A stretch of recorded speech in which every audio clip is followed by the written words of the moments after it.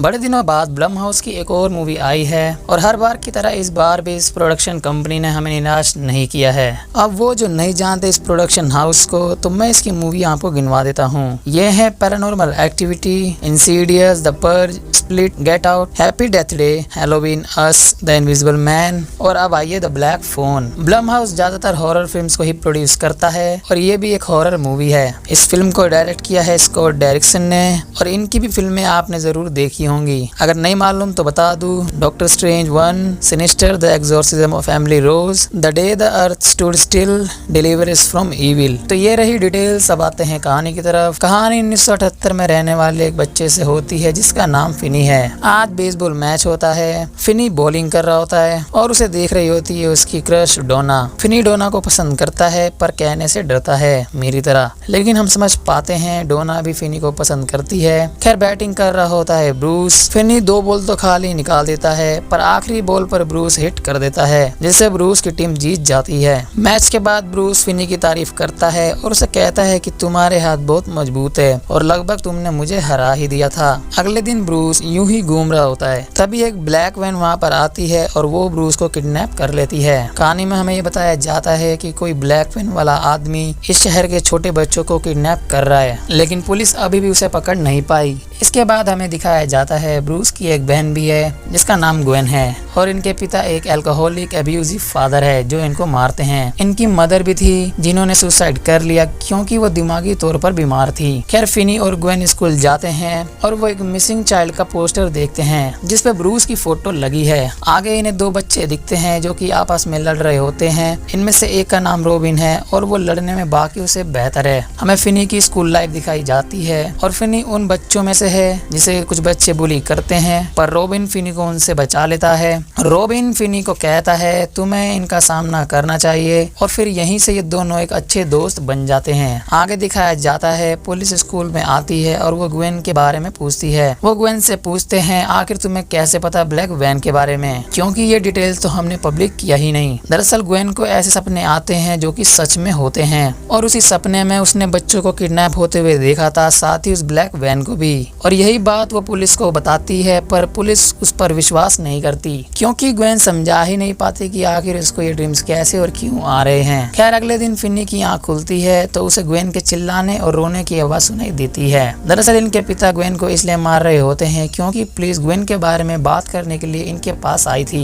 इन्हें लग रहा होता है कि जरूर ग्वेन ने कुछ गलत किया है। वो ग्वेन से पूछते भी है पर ग्वेन भी उन्हें वही बताती है जो कि उसने पुलिस से कहा था, यानी कि अपने सपनों के बारे में। पर इससे इनके पिता और भी गुस्सा हो जाते हैं और वो ग्वेन को और तेजी से मारने लगते हैं। वहीं खड़ा फिनी कुछ भी नहीं कर पाता क्योंकि वो अपने पिता से डरता है। दरअसल इनकी माँ को भी ड्रीम्स आते थे लेकिन इनकी माँ ने सुसाइड कर लिया, इसलिए जब भी ग्वेन अपने सपनों का जिक्र अपने पिता के सामने करती है तो वो उसे मारते हैं। इसके बाद रॉबिन को दिखाया जाता है जहाँ पर वो ब्लैक वैन भी खड़ी है और वो किडनैपर रॉबिन को भी किडनैप कर लेता है। पर फिनी को जब इस बारे में पता चलता है तो उसे बुरा लगता है क्योंकि रॉबिन उसका बेस्ट फ्रेंड बन गया था। अगले दिन स्कूल में वो लड़के जो फिनी को बुली करते थे वो रॉबिन के गायब हो जाने के बाद फिनी पर अटैक कर देते हैं और उसे मारने लगते हैं। ग्वेन अपने भाई को बचाने के लिए आती है और उनमें से एक का सर फोड़ देती है पर वो भी ग्वेन को मारते हैं। इसके बाद फिनी अपनी क्लास में होता है। टीचर कहती है सभी बच्चे अपना एक पार्टनर चुन ले। सभी एक दूसरे को पार्टनर बनाने लगते हैं पर फिनी वहीं पर खड़ा होता है।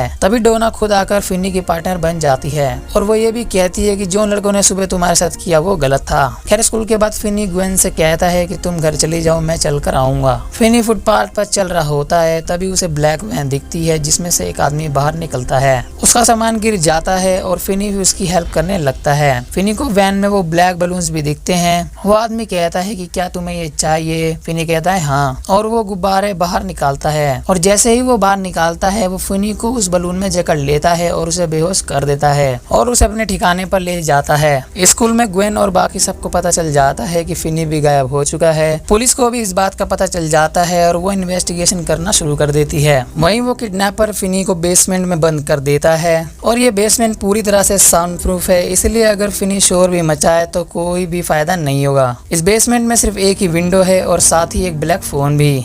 जो कि दीवार पर लटका है। किडनैपर कहता है कि ये फोन डिस्कनेक्टेड है। हालांकि वो ये भी कहता है कि कभी कभार मुझे इसकी रिंग सुनाई देती है और फिर इसके बाद किडनैपर वहां से चला जाता है। किडनैपर के जाते ही वो फोन बजने लगता है। फिनी पूछता है कि कौन बोल रहा है। सामने से आवाज सुनाई देती है ब्रूस की। ब्रूस अजीब सी बातें कर रहा होता है क्योंकि उसे अपना नाम भी पता नहीं होता। फिनी उसे इसलिए पहचान पाता है क्योंकि वो बोल रहा होता है कि तुम्हारे हाथ मजबूत है और तुमने मुझे लगभग हरा ही दिया था। और हमें पता है कि ये बात ब्रूस ने ही फिनी को कही थी। पर सवाल ये है कि आखिर ये खराब फोन चल कैसे रहा है, और अगर चल भी रहा है तो ब्रूस कहाँ और कैसे यहाँ पर कॉल कर पा रहा है, और अगर उसे फिनी की सिचुएशन के बारे में पता है तो ये बात वो पुलिस को क्यों नहीं बता रहा। दरअसल ये ब्रूस की आत्मा है और वही उससे बात कर रही है क्योंकि उस किडनैपर ने ब्रूस को मार दिया है। ब्रूस फिनी को एक तरीका बताता है यहाँ से भागने का, जो उसने भी ट्राई किया था। हालांकि वो भाग नहीं पाया। वो कहता है कि यहाँ एक सुरंग खोदना चालू करो, लेकिन किडनैपर से छुपकर। फिनी ब्रूस की बात मानकर खोदना चालू करता है और जो मिट्टी निकलती है वो उसे टॉयलेट में फ्लश कर देता है। हालांकि वह ज्यादा खोद नहीं पाता और इस गड्ढे को कारपेट से ढक देता है।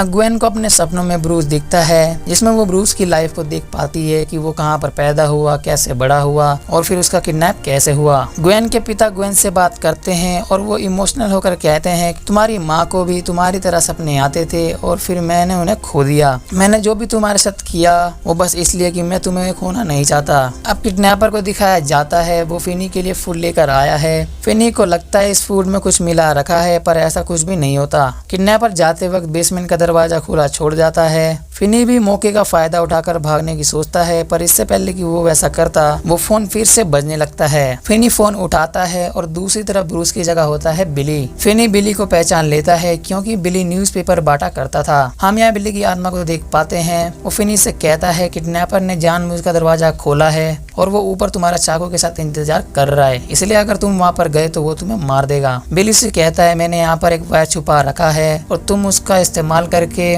उस विंडो से भाग सकते हो, लेकिन तुम्हें वहां तक पहुंचना होगा। फिनी कोशिश करता है पर इसका कोई फायदा नहीं होता क्योंकि उसका वेट ज्यादा है, इसलिए वो ऊपर चढ़ नहीं पाता और ये तरीका भी काम नहीं आता। वहीं ग्वेन को ब्रूस की तरह बिली का भी सपना आता है और वो देख पाती है कि बिली कैसे किडनैप हुआ। अब डिटेक्टिव इन्वेस्टिगेशन कर रहे होते हैं। वो उनमें से एक विक्टिम्स के पड़ोसी घर पर जाते हैं और इनकी मुलाकात होती है घर के ओनर से, जिसका नाम मैक्स है। मैक्स उन्हें दिखाता है कि वो खुद भी इन्वेस्टिगेशन कर रहा है उन बच्चों की जो कि गायब हो रहे हैं। मैक्स बताता है कि वो अपने भाई के साथ यहाँ पर रहता है। डिटेक्टिव्स के जानने के बाद हमें दिखाया जाता है फिनी इसी घर के बेसमेंट में कैद है, यानी कि ये दोनों भाई ही किडनैपर है। इसके बाद किडनैपर नीचे आता है यानी कि फिनी के पास। फिनी उससे कहता है मुझे जाने दो, मैं किसी को भी नहीं बताऊंगा क्योंकि अगर तुम्हें मुझे मारना होता तो तुम मुझे मार चुके होते। किडनैपर कहता है अच्छा ठीक है, तुम मुझे अपना नाम बताओ। यहाँ फिनी अपना नाम गलत बताता है और तभी किडनैपर न्यूज़पेपर फिनी की तरफ फेंकता है और उस न्यूज़पेपर में फिनी की फोटो छपी होती है और उसका नाम भी।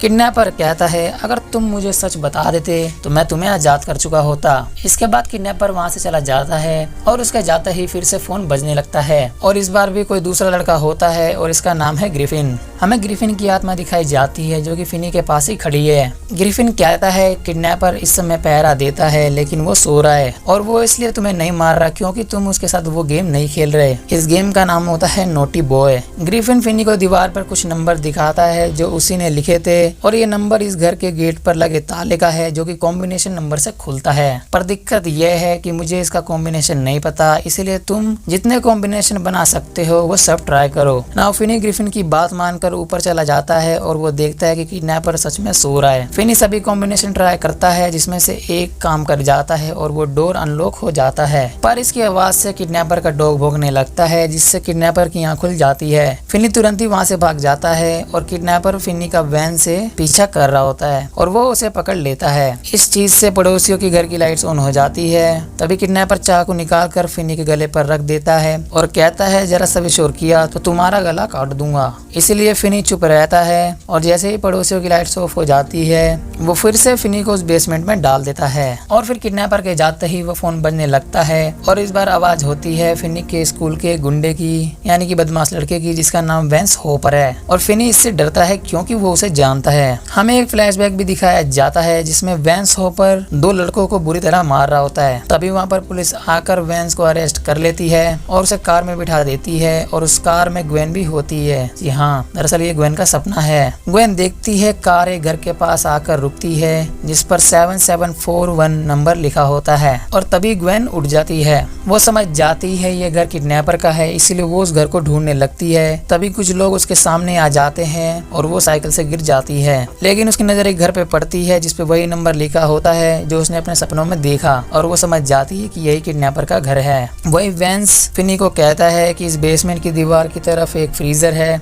और अगर तुमने उस दीवार को तोड़ दिया तो तुम उस फ्रीजर के जरिए यहाँ से निकल सकते हो। फिनी वैसा करता है, वो दीवार को तोड़ देता है और फ्रीजर को पीछे से खोल देता है जिसमें कुछ मीट के टुकड़े होते हैं, पर फ्रीजर का दरवाजा वो खोल नहीं पाता क्योंकि वो लॉक है। फिनी हताश होकर रोने लगता है क्योंकि वो कितना भी कोशिश कर ले सब कुछ फेल हो जाता है। उसे लगने लगता है कि शायद वो यहीं पर मर जाएगा, पर तभी वो फोन फिर से बजता है और इस बार फोन पर होता है रॉबिन यानी कि फिनी का बेस्ट फ्रेंड। पर हैरानी की बात है कि रॉबिन को अपनी पिछली लाइफ यानी कि जब वो जिंदा था वो सारी यादें याद हैं। रॉबिन कहता है मैं हमेशा तुम्हारा दोस्त रहूंगा पर तुम्हें मेरे लिए यहाँ से निकलना होगा।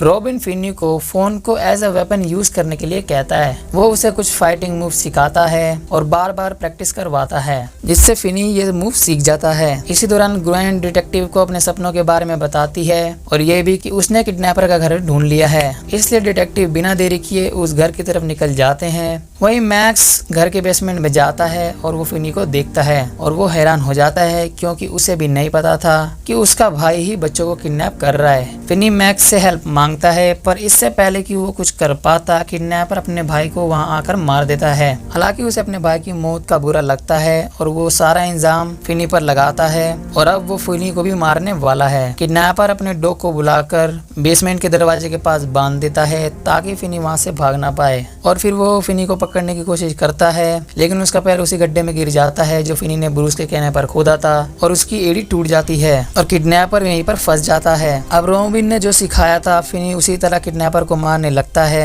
लेकिन किडनैपर उसे पकड़ लेता है, पर फिनी उससे बचकर उस फोन के तार को उसे गले में लपेट देता है और फिर फोन में हम उन सभी आत्माओं की आवाज सुन पाते हैं जिसे इस किडनैपर ने मारा है और वो किडनैपर को चिढ़ाने लगते हैं। तभी फिनी को ब्रूस की बात याद आती है जो उसने कहा था कि तुम्हारे हाथ बहुत मजबूत है और फिर फिनी पूरी ताकत से किडनैपर का गला घोट देता है जिससे उसकी मौत हो जाती है। वहीं पुलिस जो ग्वेन के बताए घर पर आती है वहाँ उन्हें कुछ भी नहीं मिलता। एक पुलिस ऑफिसर को बेसमेंट का पता चलता है पर अंदर जाते ही वहाँ पर कुछ नहीं होता सिवाय 5 कब्रों के यानी कि ब्रूस, विली, ग्रिफिन, वैंस और रॉबिन के। पर सवाल यह है कि फिर फिनी कहाँ पर है। वहीं फिनी जिसने किडनैपर को मार दिया है वो उस कुत्ते से बचने के लिए कुछ मीट के टुकड़े दूसरी तरफ फेंक देता है जो उसे उस फ्रिज में मिले थे, जिससे वो डॉग गेट से हट जाता है और फिनी बाहर आ जाता है। वहीं ग्वेन जो पुलिस के साथ बाहर है वो फिनी को देखती है जो कि सामने वाले घर से बाहर निकलता है। इसे कहते हैं क्लेवर माइंड। दरअसल ये दोनों घर उस किडनैपर के ही है और वो एक घर में लोगों को किडनैप करता है और दूसरे में उन्हें मारकर गाड़ देता है। खैर अब सब कुछ ठीक हो जाता है। इनके पिता भी आकर अपने बच्चों से माफी मांगते हैं अपने रवैये को लेकर और अब डेनवर शहर में बच्चे बिना किसी खौफ के बाहर घूम सकते हैं। वही फिनी जिसे कोई भी नहीं जानता था और बच्चे उसे बुली किया करते थे, आज उसे पूरा स्कूल और ये शहर जानता है और वो बच्चे जो फिनी को बुली करते थे वो उसके आसपास भी नहीं भटकेंगे ये जानने के बाद कि फिनी ने ही उस किडनैपर को मारा है, वो भी अकेले। फिनी अब कॉन्फिडेंट बच्चा बन जाता है क्योंकि वो खुद के लिए लड़ना सीख गया है और इसी के साथ ये फिल्म एंड हो जाती है। मुझे बुरा लगा बाकियों के लिए जिन्होंने भागने की कोशिश की लेकिन वो भाग नहीं पाए, लेकिन उन सबके तरीके ने फिनी की हेल्प की सर्वाइव करने में। उन 5 की मौत कैसे हुई हमें ये पता चल जाता है क्योंकि जो भी वो आइडिया बताते हैं उन्होंने वही ट्राई किया था लेकिन उन सबको मिली मौत क्योंकि वो किडनैपर के हाथों पकड़े गए। पर सवाल ये है कि फिनी को ही फोन की आवाज क्यों सुनाई दी, तो सर्च करने पे मुझे पता चला कि दरअसल ये फोन बाकियों को भी सुनाई दी थी इंक्लूडिंग किडनैपर, लेकिन फिनी ही वो पहला इंसान था जिसने उस फोन का जवाब दिया। खैर आपकी क्या राय है इस फिल्म के बारे में मुझे जरूर बताना। तो मैं करता हूँ इस वीडियो को एंड, उम्मीद है कहानी आपको पसंद आई हो। अगर पसंद आई तो आप जानते हैं आपको क्या करना है। मैं मिलता हूँ नेक्स्ट वीडियो में।